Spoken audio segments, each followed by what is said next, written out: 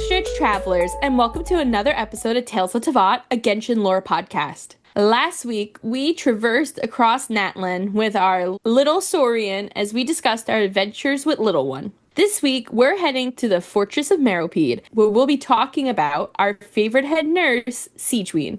Are you looking for just the cutest little thing? We don't have it, but we do have a website, talesofteyvat.com, where Nurse Tiff has patiently put together a collection of visuals fit for every sea slug out there on two legs. While you're on our site, check out our past episodes and seasons, artist spotlights from the community for every topic, and some other goodies. Finally, feel free to email us at talesofteyvatpod@gmail.com, where you can write to our lovely Albedo, who sifts through the mail for us, checking it for anthrax after Kirara has delivered it to Angel Share for us. Have we had any anthrax scares? We have not had any anthrax scares, and thank you to those who have stopped sending in crushed chalk as well.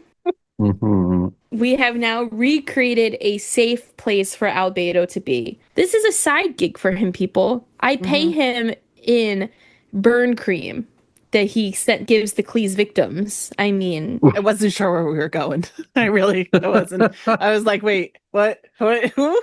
Like, you thought it was like carpet burn for his knees? Oh. Oh my. What did you think it was, Jim? I don't know.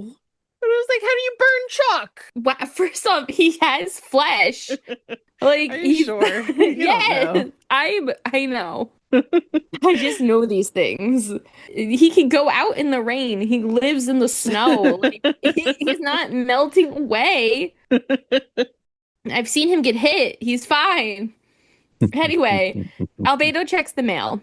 So if you want to send us an email, you can email us at talesofteyvatpod@gmail.com to let us know what you thought of this week's episode, what topics you'd like to see in the future.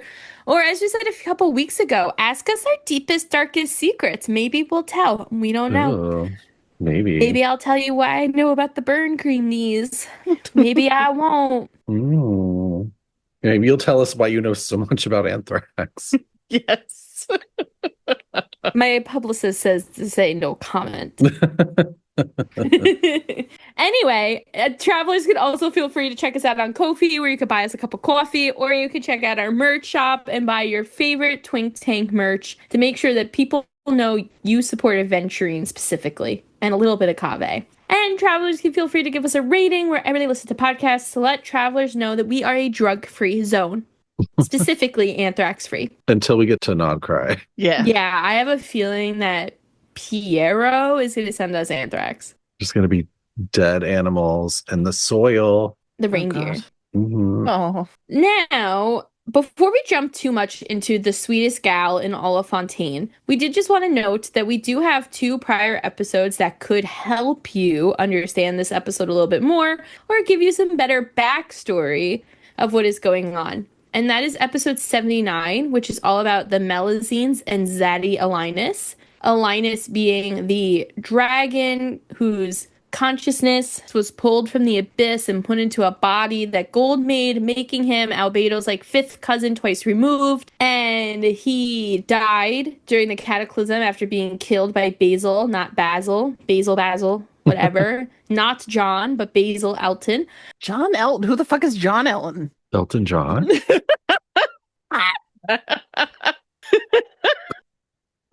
With all her chest, she was completely John Elton. That guy.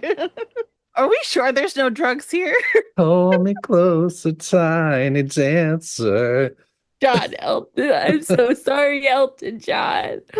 Oh my god. He's like, you're not dancing. Go away.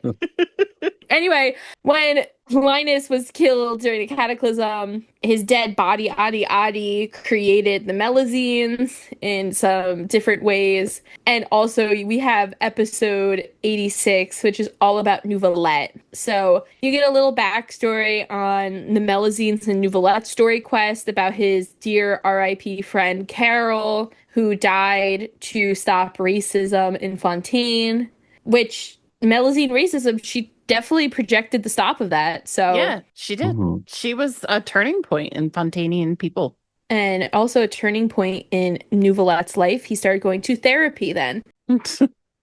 Now, a quick recap on what the fuck a Melusine is. A Melusine is the little creatures across Teyvat that are beautiful and wonderful. And during the Melusine episode, Tiff actually calls them the Aranara of Fontaine. They are. I wish you could find them throughout. Well, you can now find them throughout Teyvat. That's right. I had a sentence and an epiphany all at the same time. There's An epiphany? Yeah, Tiffany had an epiphany. They're like employable Aranara. Yeah, employable Aranara who also go to Natlan. Aranara that we can profit off of in the government. Mm-hmm. Wait, they go to Natlan? Well, there's a Melusine in Natlan. And the people of the springs. Mm-hmm. Oh. I believe she's gathering water for Neuvillette. Like she wants Neuvillette to try their water. Oh, okay. I forgot her name. She's I cute love that. though. Now, Melusines are like sea creatures basically. They look like sea slugs. And they are basically based off of that. We also talked a lot about like how Melusines in the Melusine episode are an actual type of like sea fairy of sorts, and that there's a lot of lore around them and the different names and stuff like that too. So you can, if you want to learn more about Melusines in general, go listen to that. It's still odd to me that they were created from wounds inside an abyssal creature's body. Well, an abyssal consciousness's body. Like, we don't know what that body was made out of. It might have also been chalk. Wasn't it one of Gold's creations? Yeah. But do we know that everything she made was abyssal? Because Albedo's not abyssal. Well, I mean, things didn't go all that well with stuff that came out of Alinus's body outside of the Melusine. So I think we can say that it's definitely corrupted. It might not be entirely, but it's definitely a lot. Yeah. I mean, I guess you're right. Like, we know that the consciousness of Alinus was like plucked out of the abyss. Yeah. But we don't know exactly where the body came from. So I don't know. Now, after they were born from the body Adi of Alinus, the sea slugs decided that they were going to live underground because people were mean to them. Mhm. And they lived in Melusine village, which you can go to and explore. And there's a lot of quests and stuff down there. From our understanding, Sigewinne is one of these original Melusines. I think they all are. I don't think there are baby Melusines anywhere. We have the same amount we did when they first were spawned. First off, we don't, Tiff. Carol's dead. Oh, that hurt. Oh, God. You brought that into existence. Oh, my God. T-E-A-D. A fucking Dead, stab dead, into my dead. heart. I mean, it's just We have facts -1 Melusine RIP Carol. that we know of. Yeah, I'm sure there's been other ones that got killed. But they're the police. Yeah, and I'm also sure that like underground things didn't always go right. And you got one Melusine minimally practicing witchcraft. Like she could have had sacrifices. She We could don't raise know. the dead. Where the fuck is Carol? Come on, lady. Dead. She knows better. When a life for a life, when you play with dead, you play with greater powers. Giles taught me that. Do you think the witch Melusine is like bringing the dead ones back to life? When is Carol coming back? That's why there's only -1. The rest of the count from the She just beginning. really didn't like Carol. She's like, man, Carol, I didn't want to get along with these humans. Now I got to talk to them. She stole my Crayolas. She's like, if I bring Carol back, Neuvillette is going to know that I'm raising the dead. Yeah. And then I'm going to end up in Meropide for the rest of my eternal existence. Like Sigewinne. Like Like Sigewinne. But Sigewinne, as we know, as far as we're concerned, she is one of the sea slugs that comes to the surface and she lives amongst the people. And we'll get into her story quest and how she ends up in Meropide and how she ends up looking so different than other Melusines in a minute. But when we get to Fontaine, we, as Traveler, we are, being accused of doing bad shit by Farina. And we pretend to get arrested. Because who doesn't like to play jail? It's my favorite pastime. And we get sent to prison. And we meet Wriothesley. And we meet Sigewinne down there. Now, Brandon and Tiff, we'll get into more detail. But in my opinion, all I think you need to know about the Archon Quest in regards to Sigewinne is that she shoots Linny. And that she feels kind of bad about it. But she knew it was what she had to do. Yeah. And it's not like she tried to kill him. I mean, she could have. She might not have meant to, but she could have shot him in the heart, with that giant needle. She's very like no nonsense, like practical. Like she's like, my first priority is keeping everyone healthy. And if I have to do some shit to make that happen, then I'm gonna do it. And if I have to shoot a magician, that's what I'm gonna do. Yeah. I mean, she lives in a prison. She's seen it all. She knows how to speak that language. But you know what's adorable though is she lives in the prison and she writes.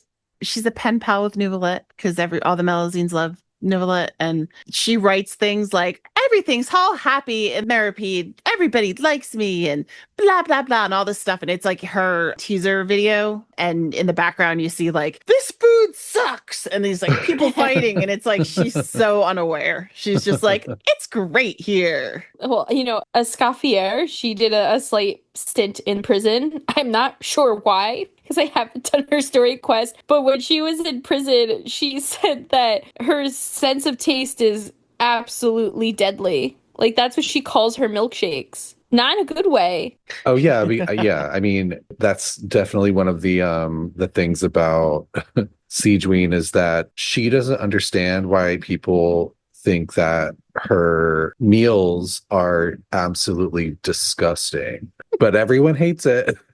Yeah. She had to get the head chef of Meropide to like involve her ingredients in like a different thing. She's like, oh, like that's weird. Why would people not want to just eat this on their own? And the chef is like, do not ever tell anyone what you're putting in this because they will be so disgusted they will not eat it. Try the gray stuff. It's delicious. How much money would someone need to offer you to eat one of Sigewinne's meals? $1,000. Whoa. Would I have to like digest it, or does it just literally have to make it down my throat? You have to eat it. You're gonna puke it back up? It's not gonna stay. I know that's not gonna stay.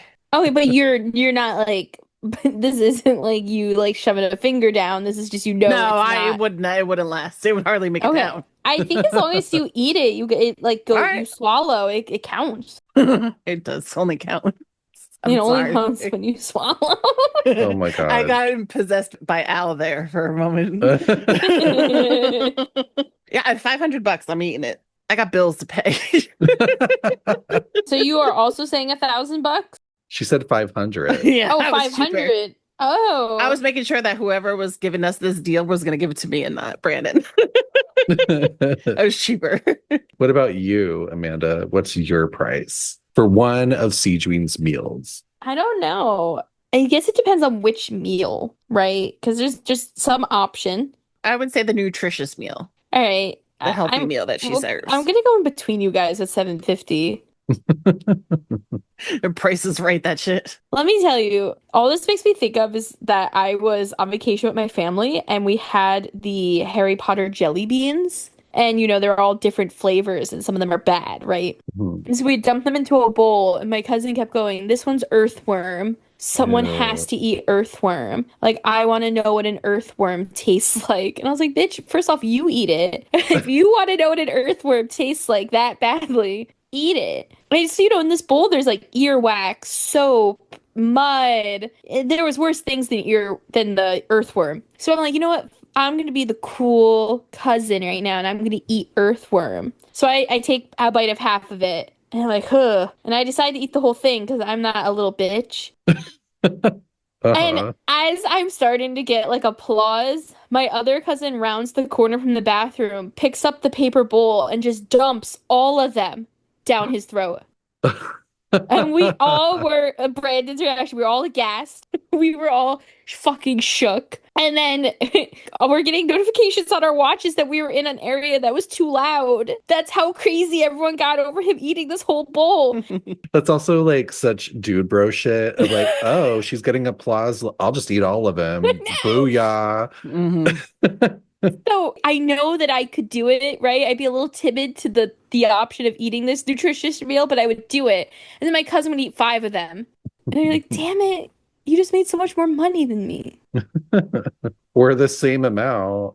No, he's charging Brandon price. So he just made $5,000 in one swoop. But yeah, so those are like the things we mostly know about Sigewinne leaving the Archon Quest is that she's a nurse, that she helps heal us, she helps heal Fremine, that she's very well liked, and that she shoots Linny, and that she makes disgusting meals that are very good for you. And just as a little side, though, to those nutritious meals, is that she's giving it to people. She is making them. And like Brandon said, the chef is doctoring them up over at the coupon cafeteria. But when she finds that people are overworked or like just doing too much, she makes it for them and then like kind of slips them over to the chef with like their number on it. So this way they're served that instead of a regular meal because she's just trying to like, make them healthy, even if they refuse. Even if they think they're being poisoned. Yeah. It's like her way of treating people that are overworking themselves. The other thing I would say that we know coming out of the Archon Quest is that she's very close with Wriothesley and Neuvillette. Mm-hmm. Like she seems very buddy-buddy with both of them. Like a little bit more than this is my boss with Wriothesley. Like they do truly seem friends. Yeah. And she was working in Meropide before Wriothesley even arrived. Mm-hmm. Yes, she's known him since he was a kid. Yeah. She remembers him coming to prison for the first time. Fresh off of killing his parents. Yeah. Well, he was a little bruised up and she had to clean him up and give him some like stitches and stuff. And he refused any anesthetics. And she was just like, this is gonna hurt. And he was just like, I want my head to be clear. And then like later on, like a few years later, he'd get into a fight in like the little boxing ring thing. And she'd be like, you need anesthetic. And he's like, no, I don't want it. Just stitch me up. She put the anesthetic in his tea so this way he would fall asleep and then she stitched him up. She was just like, she's sneaky. Yeah, and this story of them kind of growing up together is told in her story that you can see in like her character profile as you grow friend-wise with her. And it's told over a length of letters that she's written to Neuvillette, in which case Neuvillette, after the first time she sees Wriothesley get hurt and have to come to her as the nurse, Neuvillette's like, please watch out for him, like tend to him and keep care of him. So you could tell that Neuvillette still feels guilty over making Wriothesley guilty, that he doesn't necessarily agree with the verdict, and he had no choice because it's the Oratrice Becadis de Lenis Carnal's ideas that matter most, and you could tell he has some guilt for that. Yeah, I mean, it's like he murdered, his adoptive parents, so he was guilty of that. But at the same time, Nuvi understood that, like, well, he had basically a good reason to do that. Mm-hmm. Self-defense, one would say here. And they killed all the other kids, too. Yeah. They are murderous themselves. Eye for an eye. Yeah. They totally deserved it. Now, I do have a question for you guys about where you thought the Wriothesley and Sigewinne relationship was going to go. Because if you remember the original Fontaine trailer that came out, we saw Sigewinne and Wriothesley sitting next to each other, and she, like, shoves a drink in front of his face. And everyone thought that he was blind. Do you remember that? Like, we all thought Wriothesley was blind. They thought he was blind? Yeah, like he couldn't see. No, I don't remember that. What? I think I remember hearing that theory. Yes, there was this huge theory online that Wriothesley was blind because in this like this little scene, he's drinking tea and Sigewinne is trying to force one of her fancy drinks on him. And because of how light Wriothesley's eyes were, everyone assumed that he was blind. And Sigewinne kept like pushing the drink closer to him. And she, I think even at one point, like moves his tea. Yeah. So that he can't get she it. She tries to stick it in the way. Yeah. It's adorable. I didn't really know where we were going with that originally. Like, is this a daughter and a father? Like, we had no idea back then. Now I know she's like quadruple his age. Yeah. And Neuvillette's BFF. They're BFFs too, but like she's definitely Neuvillette's BFF. And she also shoots Linny to protect Wriothesley. So it was just like, I constantly was like, what is this relationship? Like, are you his mom? Are you his sister? Like, what can I label this as? Because I need a familial relation to attach this to. Just friends. I think she's just his nurse. Like a cousin? A friend. Cousin. I think it's like friend/nurse. They don't have to be family to be close. I know, but I like I feel like you guys are like my siblings. Like I like to say like they're like this, they're like that. She's so odd that, but Wriothesley's odd too. I don't think there's anything wrong with thinking of them as siblings, but yeah, I mean, cousin might be more accurate. I think because he's like, I know that like he knows that she is pen pals with Neuvillette, and he's like a little annoyed by it because he assumes that Neuvillette sent her to spy on him. Yeah. And she's kind of like, nope, I've been here the whole time and I'm here for completely different reasons. So, I think it's more like she's the elder sibling or the elder cousin, if that makes sense. Okay. So that aside, that's really all you get about Sigewinne in the Archon Quest. That's it. She's fucking cute. We all swooned and fell in love with her. Mm-hmm. We're like, when do we get Sigewinne? And I was like, you don't want her. I mean, she's definitely like a ray of sunshine in Yeah. a dark, dark place. She teaches us that Melusines scale everything on cuteness. Yeah.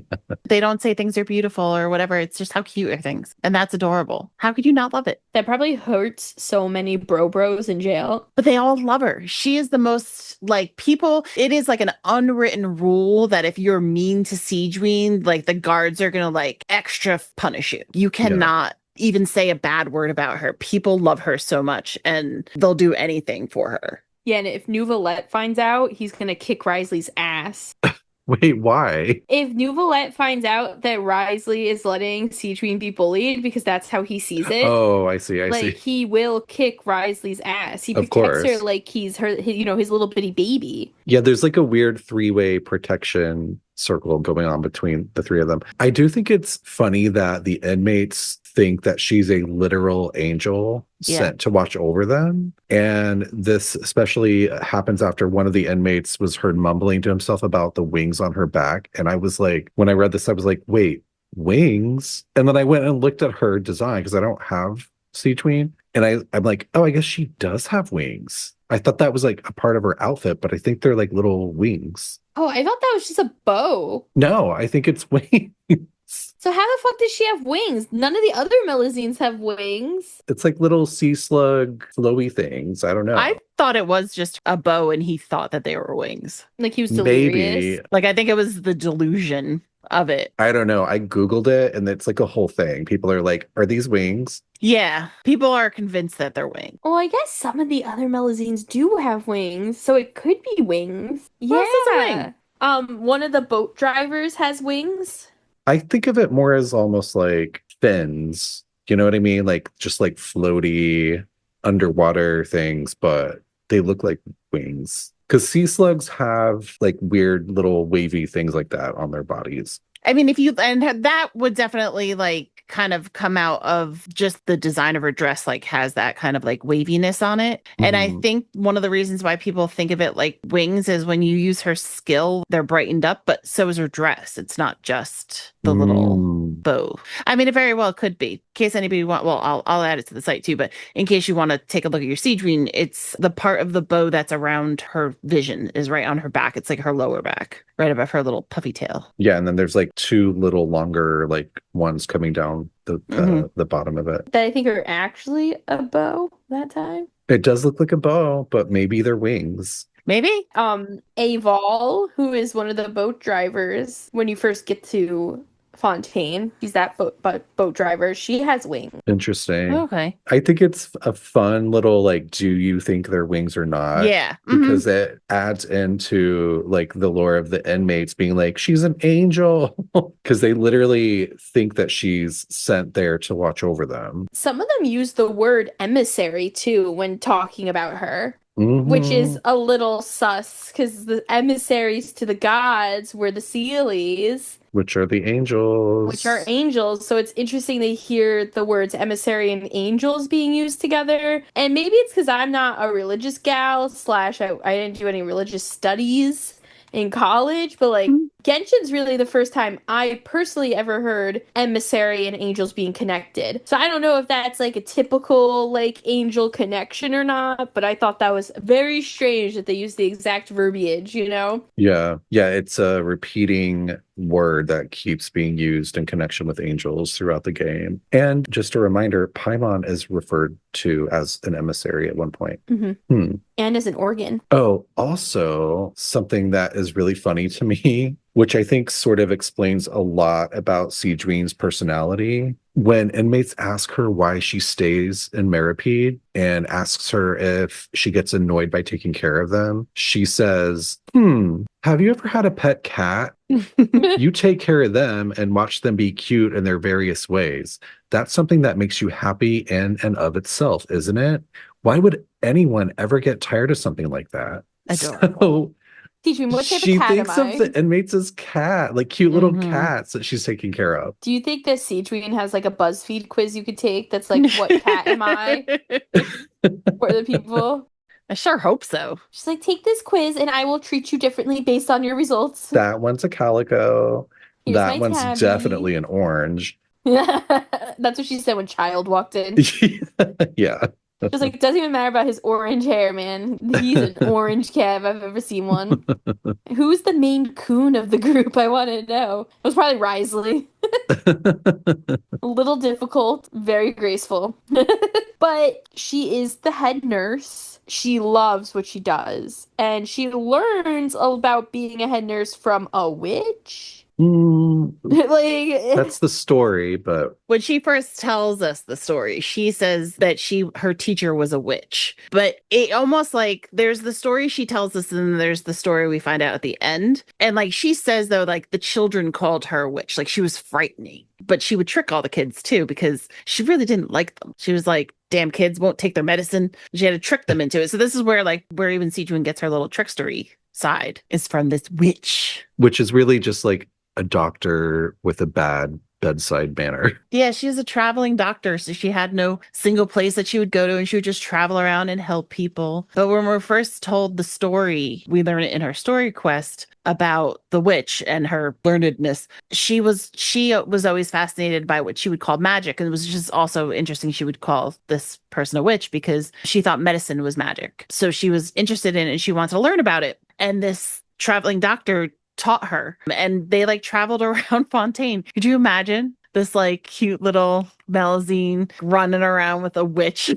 Like, hey, take your medicine. Like, it just had to be cute. she's like, here's a vitamin. Yeah. Here, eat this apple. And people are like, that shit's poison because you're a witch. And so this is the witch from her real story quest, right? Like this is. Can we walk through her story quest quickly? Yeah. Okay, so the story quest, it gets like very involved, but ultimately the payoff is you finding out the actual backstory of Sigewinne. Like there's this whole story of people using like potions, and then it's sort of like an emotional thing of like people recognizing who you are, even if your appearance has changed. But ultimately it comes back to Sigewinne's past, and that involves like this, quote unquote witch. So Sigewinne, she obviously is like back from when all the Melusines were created. And that was, of course, as we remember from Carol's story, back when humans hated Melusines because they were all racist pieces of crap.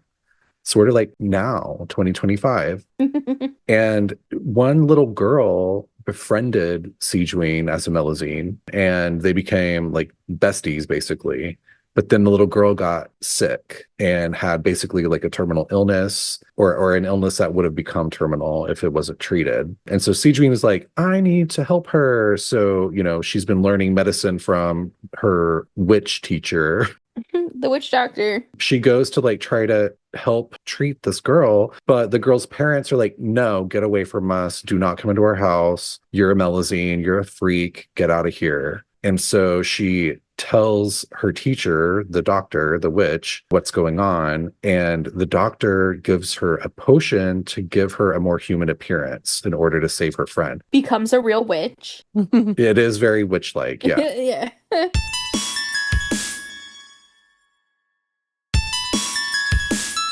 But she's really just a doctor. Like in reality, the witch was just the doctor who, taught her medicine, but she had been studying the effects of primordial seawater on Fontainians, trying to find a cure for like the dissolving issue.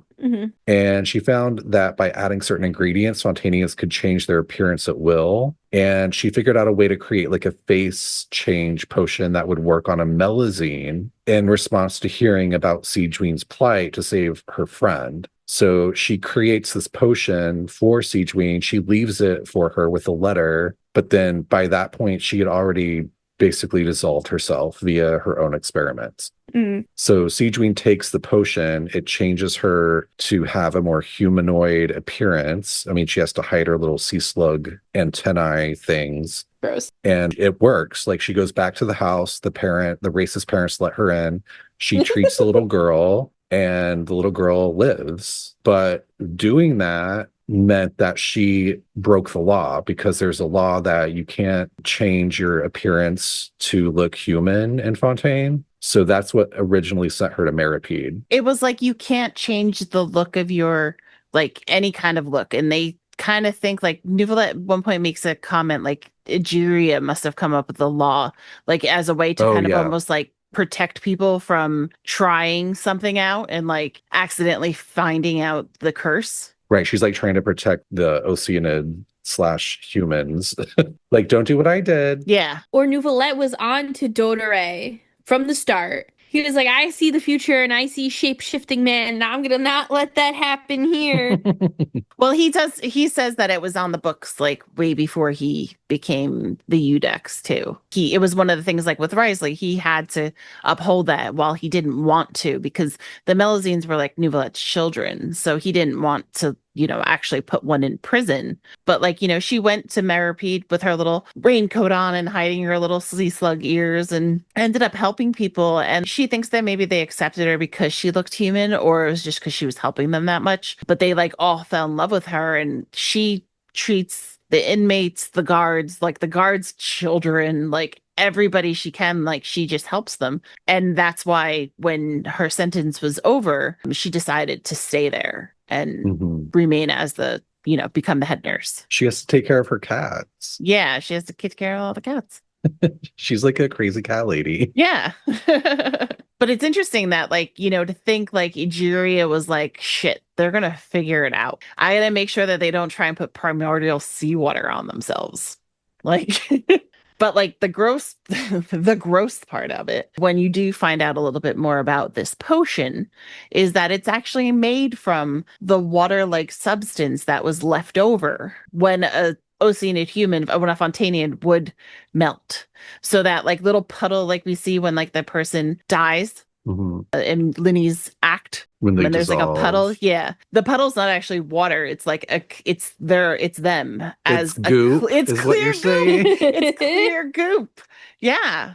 It's clear goop. So they use that in this potion with some other ingredients and stuff, which comes up in her whole story. Like Brandon kind of gave that little overview of it with her story quest. It's all about like, there's this hot new skincare product hitting the streets of Fontaine, and we find out that Sigewinne's actually like a beauty influencer.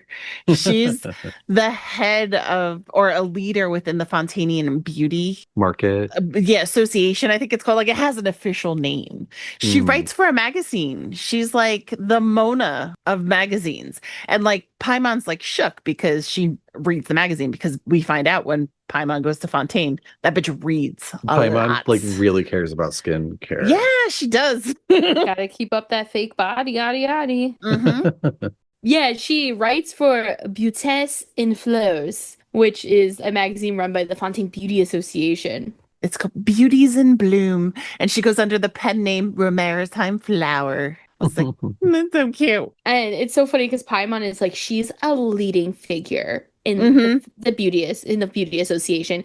Even, you know who else is in the Fontaine Beauty Association? Who? Navia. Of course. Not surprised. She says that her and Navia both attend meetings for the Fontaine Beauty Association, that Navia is like the only one who actually like talks to her. Like she feels like everyone's like a little like quiet, I wonder if Chiori's in it. No, not that I know of. The only thing that Sigewinne really has to say about Chiori is that she's very grateful for her, because she actually has a custom tailoring side gig, I guess. Like she'll do it for Melusines. For Melusines, so, like, yeah, she'll custom fit it. The very funny part with Navia also being in this beauty association is that in Sigewinne's demo video, we see her trying to get Clorin, Navia, and Lynette to drink a tea that she made. And she's going on and on about how wonderful it is and how it works. And it is the most ridiculous video, because you see like these like big dudes have been like knocked out, and then they drink it and they're like, ah. Wow. And it is so cheesy, like intentionally cheesy. It's so fucking funny. The dude's just like floating around in the air, like, refreshing. But they eventually in the video too, they're like, well, she's like, why don't you try it? And Clorin's like, no, don't touch that yet. And they see Lynette drink it, and she's just like, oh, okay. And Navia and Clorin go take a sip of it, and they like choke on it. They're like, why didn't you say it was so bitter? Lynette just goes, what doesn't kill you makes you stronger. It's like this little bitch. I love it. And let me tell you too, Sigewinne adores Navia. She thinks she's amazing. Lynette, she thinks is cute. She's like, could take her or leave her. Like the actual cat, she's like, eh. Yeah, she's like, she's cute. And of course, Sigewinne, like we know at most Melusines, like they really have to pay attention to body language because they don't understand humans. Mm-hmm. So she's like, when she eats sweets, her ears push forward. Like, I think that's a good thing. But with Navia, she says she's like a shining yellow rose who lights up the world around her. And whether it's daytime or nighttime, sunny or gloomy, she always looks dazzling. Ooh. She's a little crush. Oh, adores Navia, like no tomorrow. Like part of her love for beauty too is that she's really into Emily. Ugh. Oh my God. You forgot. Fiends hates every woman in this game. No, that's not true. I'm sure there's a man I hate. Wait. I didn't know you hated Emily. I had no idea. I don't like Emily because they're trying to replace the perfume lady of Leeway. So really, I love the perfume lady of Leeway, Timaeus' girlfriend. Jinger. Why can't there be two? Exactly. Why can't they both be playable then? Why can't there be why two? couldn't Yinger be? I mean, playable. Maybe she's great. Yinger doesn't have a vision. But not yet. What's she gonna do? Get a vision for like flirting with everybody? That would be hilarious, though. She makes perfumes. She has a boyfriend. She flirted with her 100th person. Yeah, He got her vision.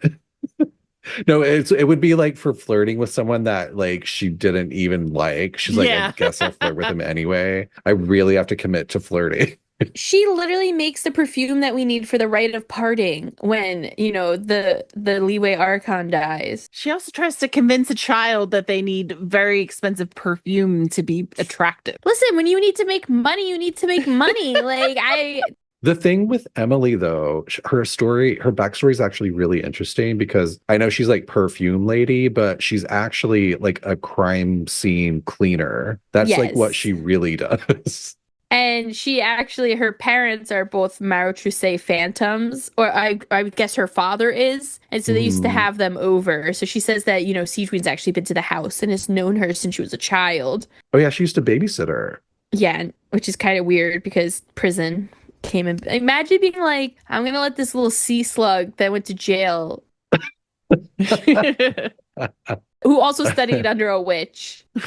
I mean, we're talking about someone who grew up to clean up murder scenes. I think that's on Sigewinne. I think Sigewinne was like talking about Wriothesley's like, we had this kid come in and he murdered his parents, and I just feel like we should have cleaned up the evidence better. Maybe they would have never known. God, and Emily was like, Emily cleaned up Wriothesley's murder spree? No, she wouldn't have been the age. I think she's younger than him. Okay. Or they're the same age, in which case she would have been like 6, 12 years old, scrubbing them floors. Like, what is she, Dexter? Yeah, wasn't he like a teenager? 12 is basically a teen. They call them preteens. No, I think he was like 17, like 16, 17, it seemed. Preteen. It's just whenever your heart desires. Poor Emily. I don't like that you don't like her. I think there's room for her and Yinger. No. Especially because, you need a crime scene cleaner. I don't. What are you doing? She does it herself. You definitely do, Feeny. No, You're like constantly killing people. No, only in my dreams. In which case I could just snap my fingers, Mr. Clean, gone. So I will say I like that Emily is friends with Tighnari. Yeah. Which, I mean, finally it makes sense. I feel like we always have these characters where like they'd be really good friends across the nations, and this is one of them. Yeah. Same with Tainari and Albedo being friends. It made sense to me. Well, just jumping over back to Sigewinne's story quest too, is when we do find all this info about her being such a beauty influencer. It's at a product launch by a Fontaine researcher. So one of the fine folks that we talked about last week. His name is Mr. Rawat, and he made a skin lotion called Butterfly Dew. And he apparently is the bee's knees. He is hot. Everybody's swooning over him. Like all the women in the audience are like, oh my God, he's so handsome. All the men are like, I thought researchers were ugly and nerdy. This guy is like Mr. Handsome, like they fawning over him. But apparently his Butterfly Dew stuff works well. And Sigewinne gives it a passing thing. Like she's just like, yeah, this actually looks really like it would be really good for you. She's like, but then she's like, maybe I can approve on this, but I'm not going to tell him. So, we'll just study this on our own. But like, apparently, if you want to know what a hot NPC looks like, check out Roat. I don't need to because there's already a hot NPC in Fontaine. Who's what your is hot his NPC? name? Wriothesley, because I don't have him. But it doesn't No, make him an NPC. For me, he's an NPC. What's the one? He's the one that was involved in that event where he made toys for like Bennett or something. Do you know who I'm talking about? Yeah, he's over on that main street where you do your commissions. You don't even know his name. You just know him as hot NPC number 1. Yeah, I know, but you're like, that's the point, Amanda. Like, is it Caron? Caron. yes. He is the manager of La Porte Horlogerie, which he looks like it's a clock store. And he's a lover of poetry, just so y'all know. Yeah. Is it the looks or the personality for you? Both. He's kind of got the emo hairbang going on, Brandon. He's like, tonight will be the night that I will fall for you. Do you not know that song, Brandon? No. How do you not know the meme at least? Wait, you don't know that song? No. I don't think I'm working anymore. I'm like short-circuiting. Who is it by? I don't even know. I just don't. You don't know that song. You don't even know who it's by. I know who it's by. I just can't think of it. Will be like that over you over again. It's secondhand It's like serenade. Me thinking that Yeah, secondhand hot, serenade. but not knowing his name. Yeah. I mean, we're just in the same place right now, Brandon. We're just the same person. Oh my God, that was too much. The song is Fall For You by Secondhand Serenade. I had to look up the name of the song because I'm very bad with Not that. at all familiar. Well, go listen to it, Brandon. You have homework now. Apparently. I want to know what you think about it. But it's a big meme on TikTok too. Well, I'm not on TikTok. So you should be. Yeah. There you go. Fix it. Fix it. I'm so glad I'm not. Why? You would miss this. I just feel like it would eat up so much time. Brandon is not a part of the lizard meme that I love so much. No.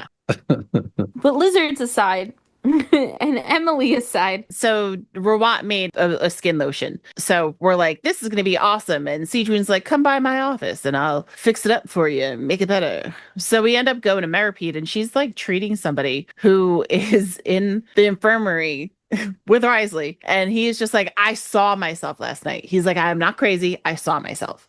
And she's just like, there's nothing physically wrong with you. So I think you're crazy. So like, you did not see yourself. He's like, I'm not. He's like, I'm not crazy. And he's adamant. And he's like losing his shit about it. His name is Eric. Aw, Eric. Poor Eric. With a K, right? With a K. Eric with a K. CK, Oh, yeah. boo. No. So like then like another patient comes in and his like half of his face is melted off. And it was like, what the fuck is going on in this infirmary? And Wriothesley's apparently looking into this dude because like there was some big crime spree. So like he has to go to Mermonia to like testify, and Wriothesley's afraid he's gonna scare all the people, which I thought was cute. Like, oh, he's gonna be so frightening. He's just wearing a bandage on his face. His face really didn't melt off. I was kind of hoping that it did. It was like almost disappointing that it was still there. But so all this kind of going on. We run into Eric a little later on in the night, and he's just like, back to normal. He's like, I'm fine. I get discharged tomorrow. Things are great. I'm good. And Sigewinne's like, well, let me just do another test on you. She ran a a little like test, like, what finger am I holding up? What is your name? Like all these types of things. And she asks him, and he's like, look, I was really messed up this morning, so I don't remember exactly like what the order of this test was. So can you just like walk me through it? And she's like, yeah, sure. He passes, like he's gonna get out the next day. And then another person shows up in the infirmary. Well, actually, there's a bunch of people in the infirmary the next time. And they're all saying that their bodies are swapped, that they don't look like they actually are. And like the Meropide Phantom's like, I'm looking at a picture of you right here. That's you. And they're like, but that's not me. I'm somebody else. And it's a couple of them. They're like, what is going on here? So they keep coming back and forth. And like, there's a Melusine with the Meropide, and she's just like, it's not uncommon for criminals to disguise themselves. But Melusines are like, that's one of our duties, is to identify a criminal in disguise. And she's like, and they passed the test. And Sigewinne goes, yeah, but there's a potion that fooled the Melusines, because she knows that's how she transformed. And not everybody knows it, because it's kind of an uncouth task. A lady, why do you look like this? So not everybody knows this story. So now they're like, they kind of like figure it out real quick, and I'll spare you all the 10,000 details of it. But basically there's a gang of people who were just arrested that Wriothesley was going to be interrogating, which I'm a little jealous of. Anyway, so he's interrogating them. This gang of people is like these bad guys who were like smuggling drugs, and they were caught. So it's like, what's going on? Like, why is it all the people in this group? And then they kind of come to the, like, that something must have been going on here, and that there is some kind of like crazy face switch thing going on, because all the people who were swapped were all being released the next day. So they're like, well, that's a coincidence. So they're like, stop everybody from going. And all this time this stuff happens. We go talk to some other researchers, and this like love-struck woman who's just like, oh, Rawat, he didn't like me. I told him that I liked him, and he like pushed me aside, and blah, blah, blah. And all these people are kind of like saying things like, he won't do research with us, and he lives with his mom. Oh my God, so much. She's just like trying to out him for anything that she can. So we head over. We're like, okay, well, we're like, what's going on? Because they're like, something has to be going on with Rawat, because like they find a connection between them. So they go over to Rawat's mom's house, and she's like dying. He's not there. They kind of have come up with this whole theory that they found, like, they used his research, and they're going to go after him because they've gotten out of prison, because they were too late to stop them getting released. So like, we got to find this guy, and they must be going after Rawat to like, because he was the one who snitched on them basically to get them arrested, that they were doing all these illicit drugs and stuff. So we find that he has like a secret underground laboratory that's of course ginormous, and this is where he was making all his butterfly dew. And long story short, it turns out that the butterfly dew is actually a potion that he kind of came across, ended up being like Sigewinne's potion, where it could change your look. And because of the fact that the Oceanids are now legit humans and not dissolving anymore, they were running out of product, because they were actually, I guess, making synth, that like drug that all the Oceanids used to take. Mm-hmm.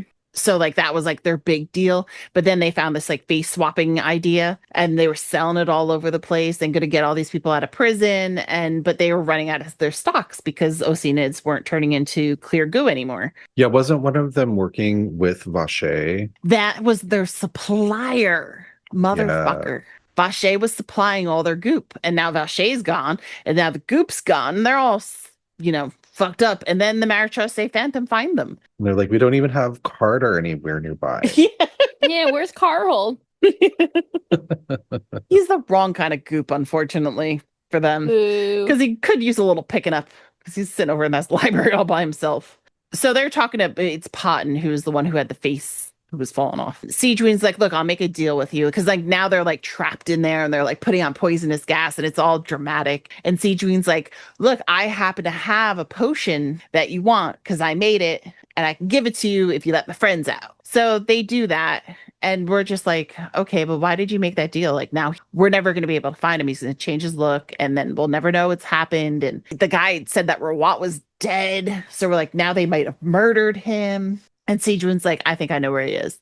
They go back to the dying mom's house, and Potton is there. Like, he has like a big scar on his face, but he's not, like, his face isn't melting anymore. And it turns out that Potton is Rawat. So he was ugly, so he said. He was a big uggo. He wasn't getting like no women would talk to him. No one would do research with him, all this stuff. And he's like, and then I changed my face. He's like, I figured out this thing that I could do with leftover Oceanids and I became handsome. And all of a sudden, all the ladies wanted me. Everybody wanted to be a part of my projects. He's like, it's not fair. He's like, but my mother's dying and she needs to see my face one last time. Oh. So Sigewinne's like, we have to let him go see her. And she, because her fever was so high, she's blind. She's like at the end of her life, she can't even see him. And he's like kind of lost himself. So like she doesn't even like recognize his hand. Like Sigewinne holds her hand and she's just like, she remembers her because she was helping her earlier. And it's like this really sweet moment, but you feel terrible. He never gets to like basically doesn't get to say goodbye to his mom because she doesn't recognize he's even there. She only like recognizes Sigewinne. And it's so sad. And it's like, okay, you did all that for nothing. And now he goes to jail. Poor Sigewinne. Like that, I feel like that type of situation happens to her all the time. And by all the time, I mean twice, which is a lot that we know of. Because that's also how she gets her vision. Like, oh my God, her vision story is so touching. Yeah, she has this inmate who like refuses treatment for a very long time, and she's finally forces him to get checked out. Even though he's feeling like there's nothing you can do to help me, like stop trying. And so when she finally is like, dude, just let me help. She like literally forces him, like she gets the guards to like force him into her nurse station. Yeah, and basically she realizes that he's terminally ill. And he's like, I told you this was pointless, like blah, blah, blah, blah, blah. And so she starts treating him and trying to care for him. And she realizes that he's always like keeping an eye on the clock type of thing, but it's really a calendar. And she's able to put two and two together. And I think it says like she starts doing keep trying to make him alive to like trying to make him alive until a certain time. Well, yeah. So she tells him, my teacher once told me that a doctor's greatest duty is not to cure all diseases, but to cure the ones they can. So let me help you. And the patient, his name is Oldstone, or his nickname is Oldstone. He says, you're saying there's something wrong with me that you can treat?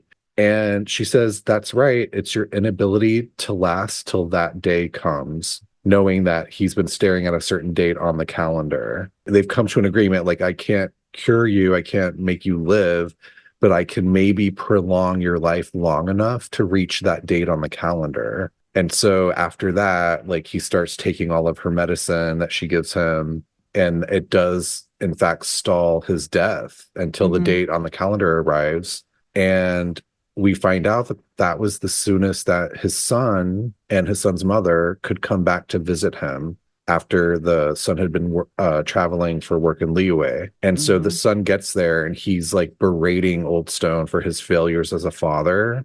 And Oldstone, you know, he's like on his deathbed. He's like about to die. He's like, he actually uses the opportunity to like earnestly apologize for everything that he's done wrong, which causes the son to like break down in tears, and the son forgives him and ends up like sending him off with a smile when he actually dies. So, and then after the funeral, the mother and the son send a box of thank you gifts to Sigewinne, which of course she immediately prepares to hand out to the inmates. She doesn't keep it for herself. She's like giving out to the inmates. And that's when she notices that she got a vision. And she definitely enjoys her vision. She like thinks it's great for helping her make it through like tricky situations, and it allows her to be able to take better care of her patients. Yeah, she wishes that her teacher were still around to be like, oh, look, I can help more people. At the end of the story quest, that's when we find out like the true story about like the witch was just an old lady. Like we mentioned before, she was like she was trying to figure out a cure for the Oceanids, for the Fontainians and stuff, and she died, you know, and gives her this little gift of that potion. But then like later on in that story, in like the follow-up to her little cutscene, is Sigewinne actually gets to see her friend again before she dies. She doesn't necessarily die right then, but she's kind of like, I'm gonna die soon, so I found you, because you know now Melusines aren't like, people aren't scared of them. And that's when Sigewinne finally took her little raincoat off and stuff too, is when her her good friend kind of comes back, Yeah. and she brings us to go see the grave of her teacher, which is an empty grave because she's goop. But like Wriothesley and Neuvillette are there too. And, she's like, this is the truth of my story. And because like at one point, like Rawat was like, you're just like us. You're just like me. You changed your face. And she's like, I didn't do it. We're not the same people. Yeah. There's a lot of death around. I mean, she lived really long, so I guess there's going to always be a lot of death, but it's kind of like a less glamorous story that she tells us from the beginning too. But it's cute though that she gets to see her old friend and that her, that wasn't the last time that they saw each other. Because she basically like sacrificed her friendship with her to save her life. Yeah. Knowing that like, oh, like I'm going to be seen as like a freak. There's no way that her family's going to let me be around her if I reveal like who I really am. So she basically saves her life and then like their friendship ends. So I love that she was able to see her again and that the friend recognized her. Yeah. Unlike what's his name's mom. Unlike Rawat's mom. Rawat's mom never got to see him, never got to say goodbye. At least Oldstone got like, he got to say I'm sorry and like die peacefully. And I guess it's like kind of like Rawat was a bit punished for his perception of all of this. Like he felt that the only reason that you would get things is because of the way that you look and that your exterior was completely important. And like Sigewinne says to him, it's not who you are. Like that's like with Melusines, we just scale everything on the level of cuteness. Like everything's cute. Like we don't see it's all about the person. So she kind of goes into the whole like, beauty is only skin deep type of a thing, but also I'm a beauty influencer. Well, I think it's interesting because I think like Sigewinne is all about like I changed my face out of necessity and now I care for my face. It's not like and which is something the most Melusines probably don't have to do, right? So she's like, what am I doing? It's like beauty is only face deep. She does say that, like, because she has this skin that she wasn't used to, that she did have to learn how to take care of it. And she looks at all of that as a sign, as a part of health in general. Yeah. Yeah, that's to all y'all who don't wash your faces. It's so important. Just do it. I know someone's listening right now and they don't see the importance of washing their face. Brandon told me I had nice skin the other day. So if you want to be more like me, wash your face. Like, Feeny is a part of that magazine. She's the editor. I'm definitely not. No, Vanessa actually gives me all of my beauty advice. She taught me what skincare was. So let me teach everyone in the world what skincare is. I mean, she does have like fantastic skin. Yeah, she well. does. She taught me everything. An interesting little tie-in back to our Fontaine researchers, though, with Sigewinne is that she has, as I'm sure you've all have noticed, this little heart that she keeps on her belt, and that's like her little medical kit.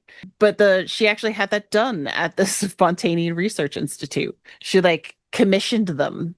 Yeah, I love that. At first they were like, what the hell is this stupid thing? Because she had 4 requirements: portable, so like someone the size of a small child could carry it. It has to be able to hold all of her stuff for an emergency, and it needs to be able to like check to perform routine health checkups. But the most important, it must have a cute design. And they're like, this is dumb. They're like, what teeny bopper wrote this request in? Seriously. And all of a sudden, there's like somebody who goes, wait a second, this is from Sigewinne. And then they're like clamoring over who's going to do it and like shut it down. Nobody else is allowed to join into this project. Like us people are doing it. And they were so excited to make it. And then she loves it. She just wishes that they gave it a shorter name because they called it the Melusine Specialized Portable Integrated Medical Apparatus. Yeah. And as we know, they love a long title. They love a fucking long title. They wanted to cover up that map again, filling up the whole thing. Gotta love the Fontaine Research Institute. They're always into it. Yeah. I think it's interesting that they were suddenly were clamoring to make this when they realized that it was someone from Meropide. Like there's some interesting connections going on between those two institutions. Yeah, especially with like Wriothesley tapping into them a lot as well. Like maybe he suggested it to Sigewinne, or we don't know. I mean, Sigewinne's been around long enough that she knew about them as well. She was probably born around the time that the institute launched, right? Like my theory is that Wriothesley is like sending all of the funding they get for the prison over to the research institute. And they're like, he's like, you're going to give us a lot of Fanta.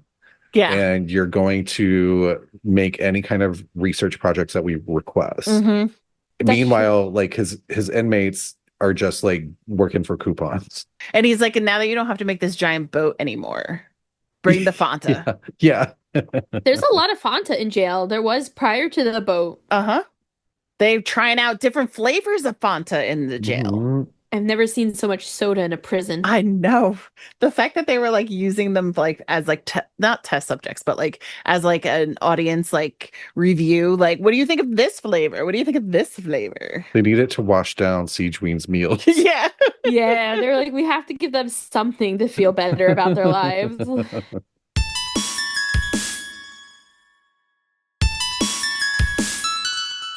One other little cute thing about Sigewinne that I wanted to mention too is that we know all the Melusines all love each other very much.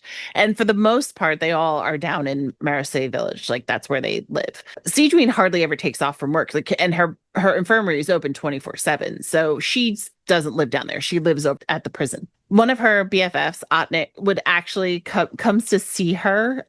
Like she's a Marechaussee phantom.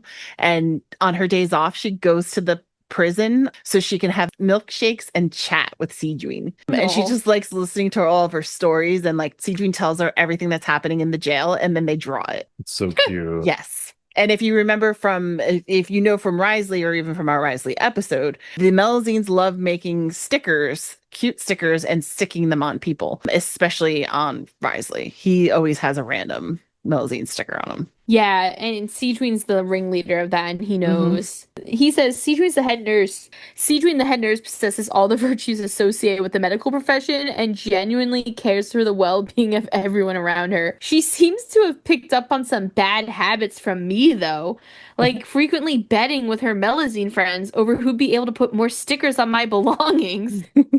Huh? No, I'm not bothered by it. But also, like, does that mean that Wriothesley has a gambling issue that we don't know about? Because he's like, oh, I love to bet, and so does Sigewinne. Yeah, he was always a part of that fighting ring. I always forget the name of the fighting ring at Meropide. But it's such like a different thing, you know? Like, It's still fighting. But it's not like but he would bet on it. You bet on those. It's like cat fighting instead of cock fighting. I just speaking about Wriothesley with Sigewinne too, you know, Tiff had mentioned earlier that like he refused anesthetics, and she notes that he is the person with the highest pain tolerance that she knows. And I'm like, is that trauma?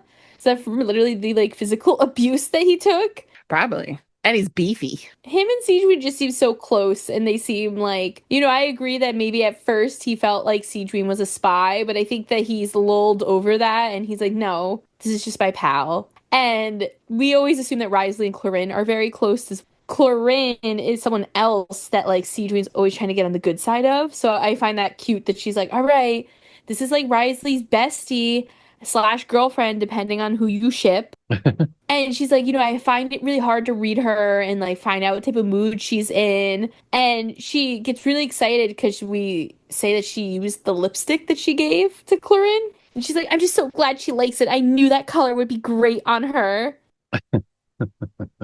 Meanwhile, Clorinde sees her as like this like good-natured person, and she says that she'll always like support the worst of people, which she's like, is that good? Is that bad? And she hopes that Sigewinne actually can motivate the prisoners to change their lives and to become better people. She's taking in, you know, feral stray cats and rehabilitating them. I just love that she has this like little family unit now. You know, she has Neuvillette, who's kind of like is Peepaw for her, and then she has like the cousins of like Wriothesley and Clorinde, and even Navia. Sometimes I mix up Navia and Shiori, so it was like I had to pause for a second. And I think I've brought it up before, but there's this really awesome comic series that I read by like a person called Dino Piss. What? Okay. And we've talked about them before. I think we may have linked to them on the Wriothesley episode. Is that how you found them? No, Googling Dino Fist. No, Piss. Oh, Dino Piss. Okay, Yeah. well, that works too. They create these comics, and it's an alternate universe, so it's more modern. where Wriothesley runs an orphanage basically, or he's like in charge of an orphanage that's Meropide, and he adopts Sigewinne, and him and Neuvillette start to date, and Clorinde is his sister, but adopted sister because they were also orphans in this world, and Navia and Clorinde are together, and it's just a very like cute little family unit. And I think despite like even if you don't read a fan fiction like that or a comic strip like that, like this is a little group of people who really care about one another, and it's really nice to see the found family in Fontaine. You have Linny, Lynette, and Freminet, who are the real siblings and then the adopted sibling, and they have this little like sibling relationship. But like I said earlier, I don't even know sometimes what type of family to say they are.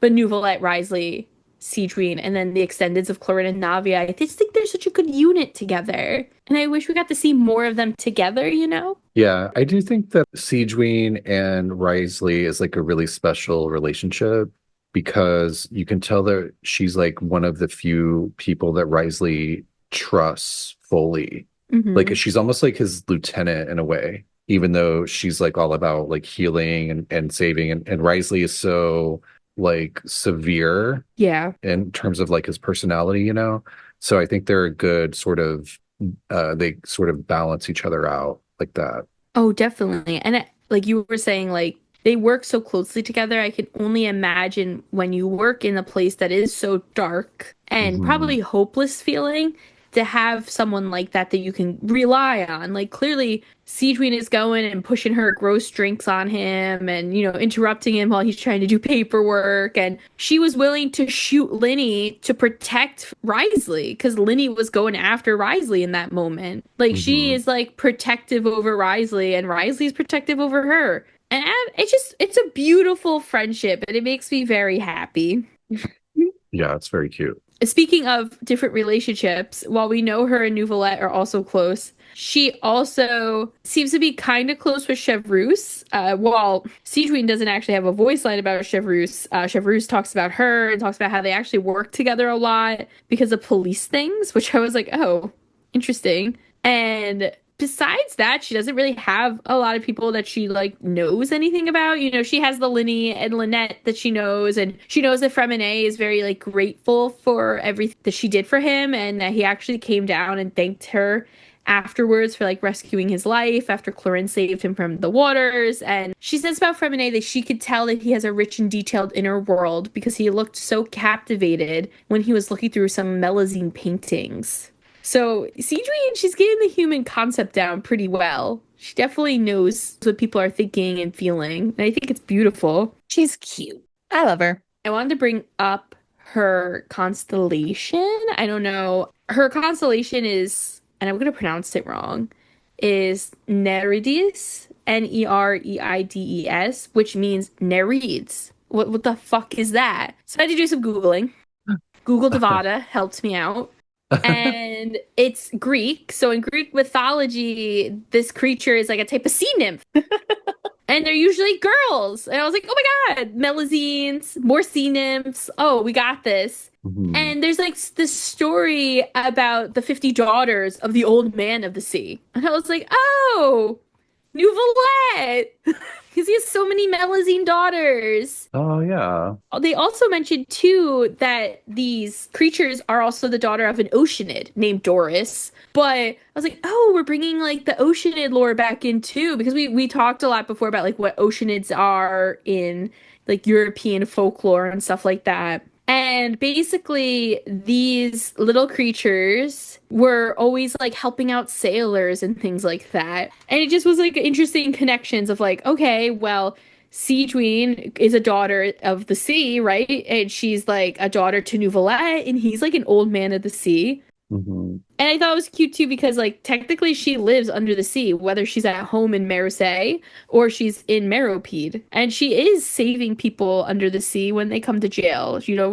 physically. And she's trying to change their mindset. So I don't know if they did that on purpose or it's just coincidence. I never know with them. I mean, I love that.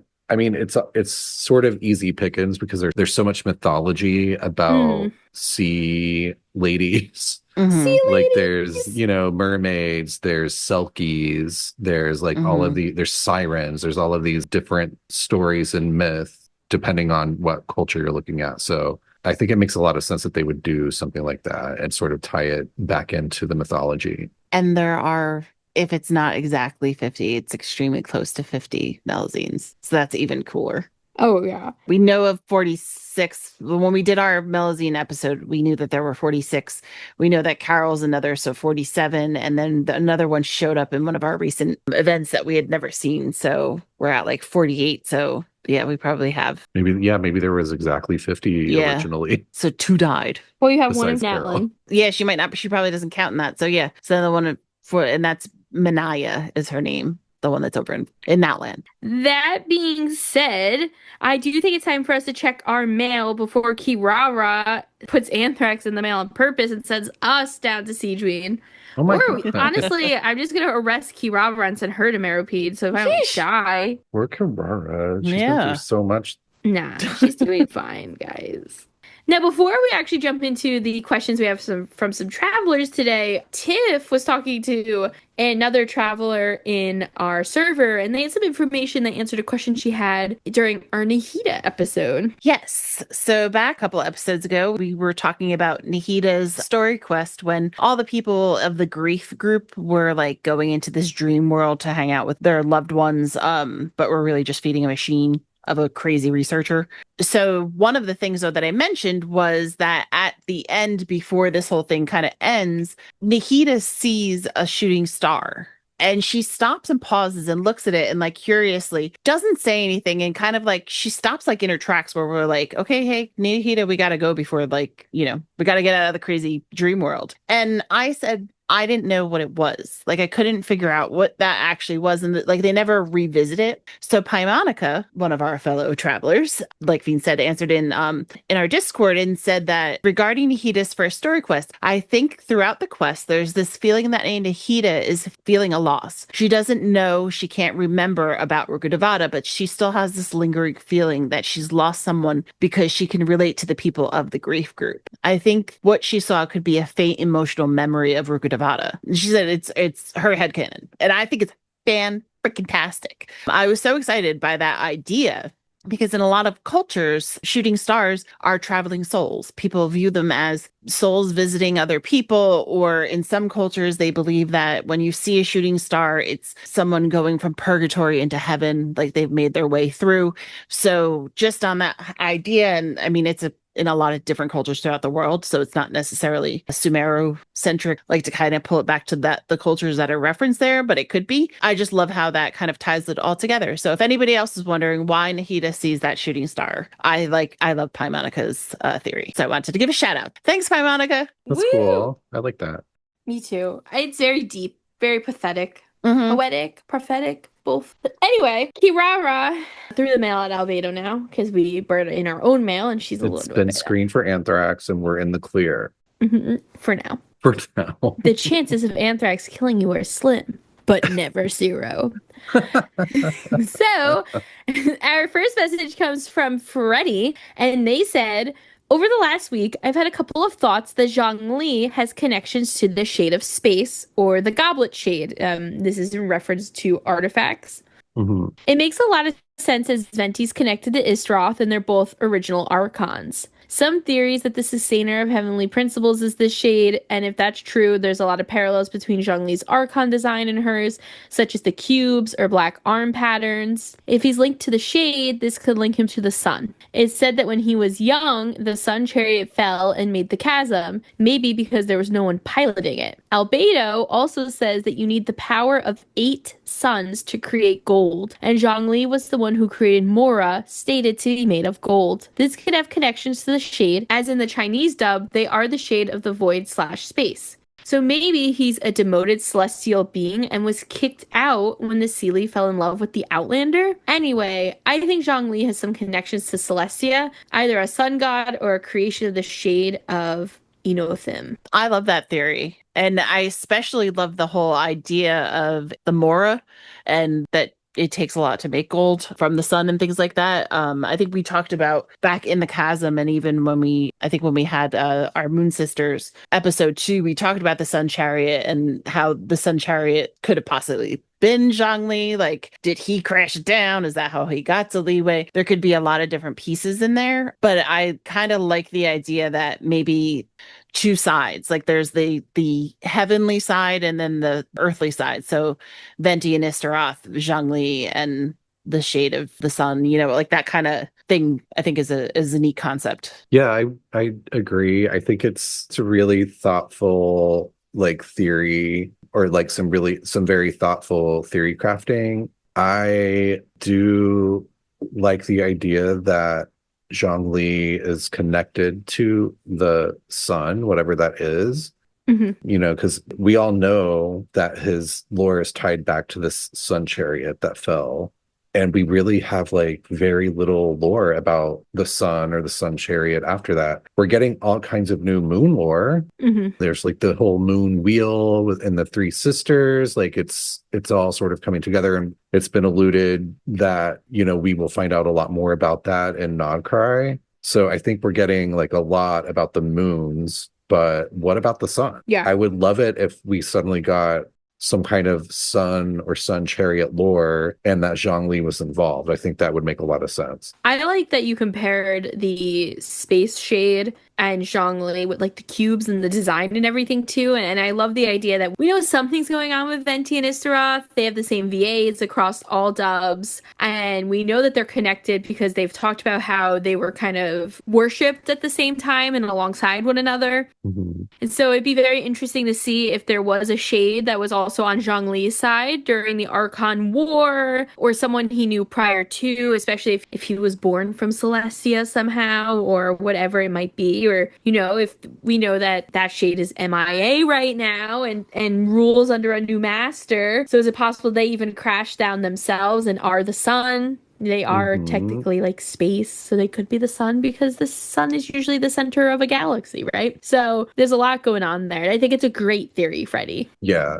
And by the way, once you finish the Bennett storyline and the summer event, you do get some Venti / Istaroth lore where Venti literally addresses that whole situation. Yeah, so if you didn't finish the summer event, you can go watch a video of that. If you didn't get to it, go watch, a YouTube video of it. And just because I'm a nerd, but the sun is the center of our galaxy. There's not always a sun. It's a celestial, like one, usually it goes around some sort of orbit, but it's not always the sun. And I'm a jerk because I had to point it out. No, that's a good thing.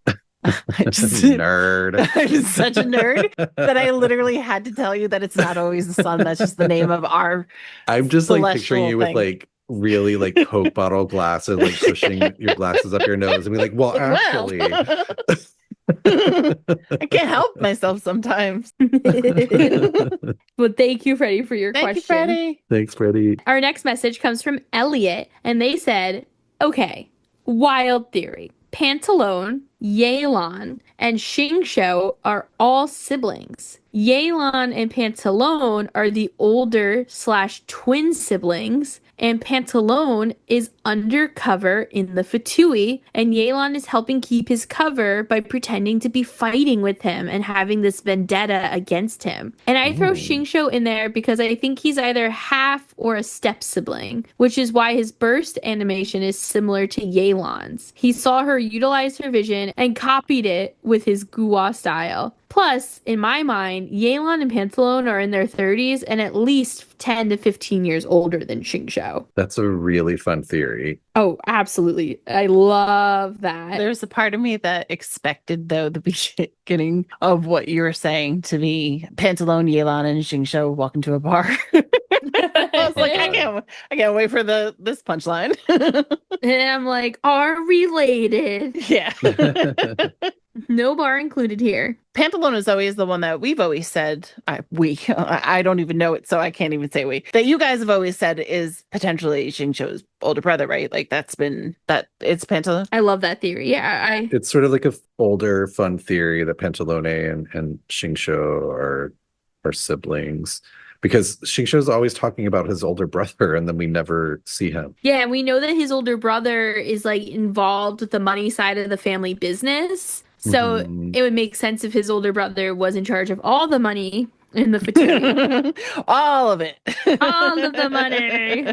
I like the idea of Yelan being a part of that too. Somehow again thrown in. Yeah, because Yelan and Pantalone have their own like intense lore relationship where they're like they've got to be siblings or lovers. Yeah. Yeah, that's basically what we've been saying over and over again, right? Mm-hmm. And then I'm like, they're in love, Your Honor. And everyone's always like, shut up, Amanda. I'm like, Your Honor.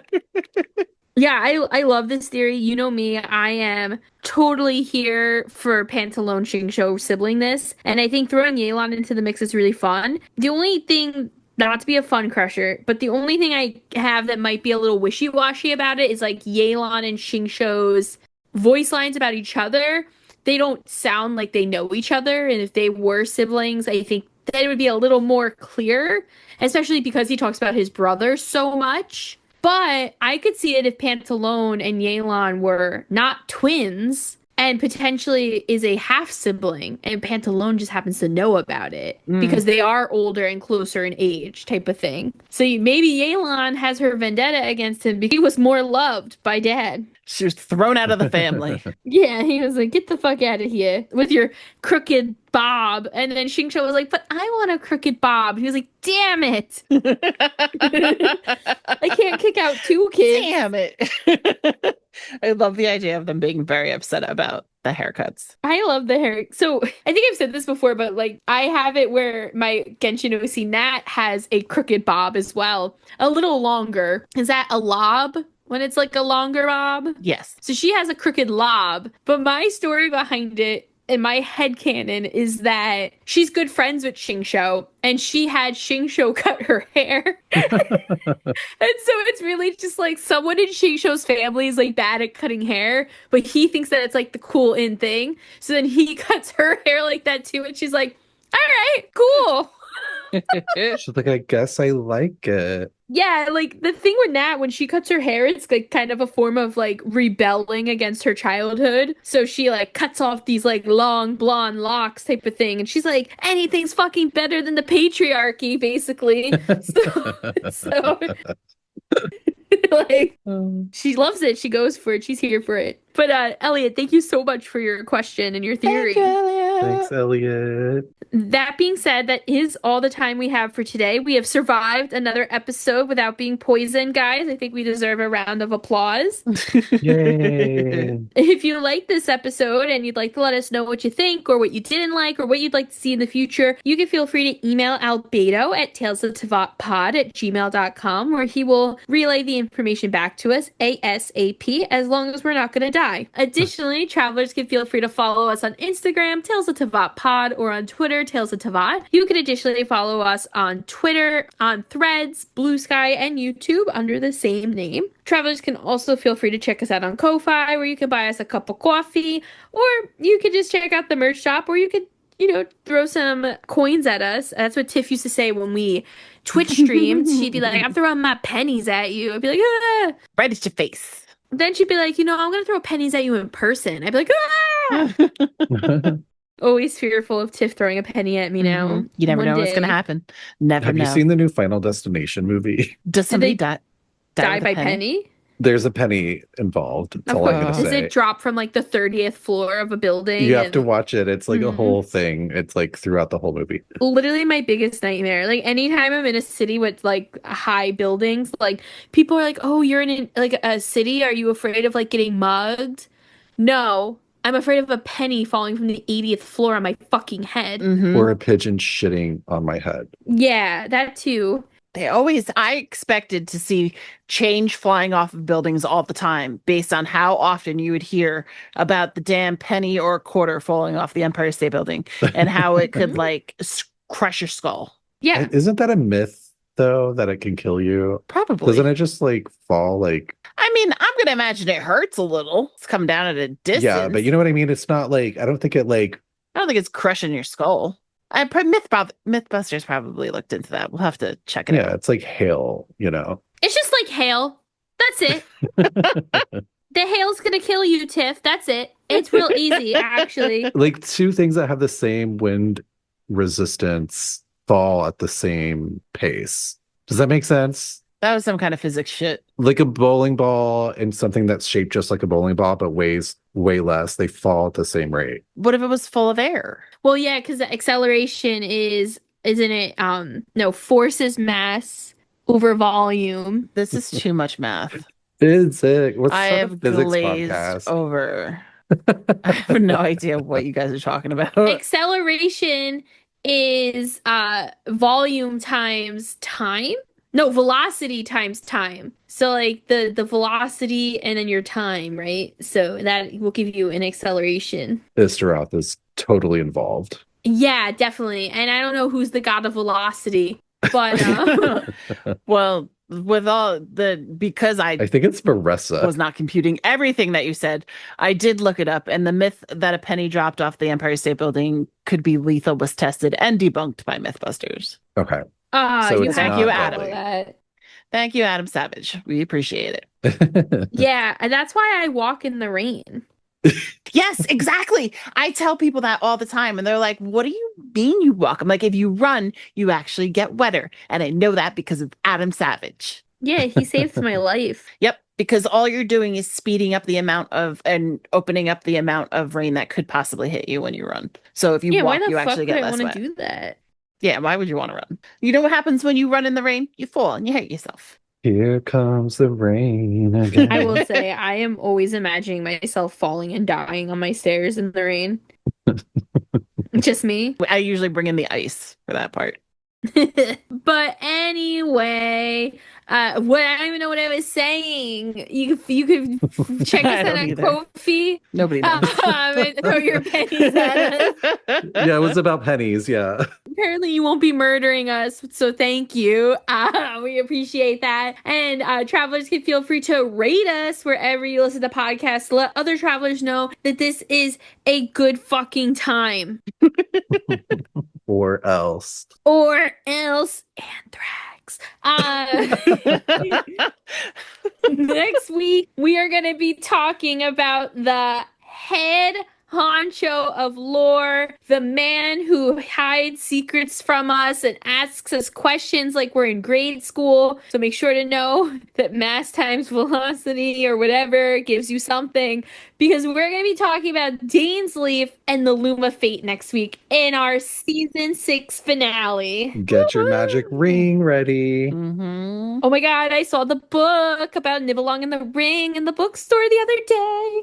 So sus. But we won't be sus yet. Until then, safe journeys, travelers. We will see you next time. Bye, nurse nerds. And if you are a nurse listening to this, thank you for your humanitarianism. Thank and you for your service. Thank you, nurse. You are a hero.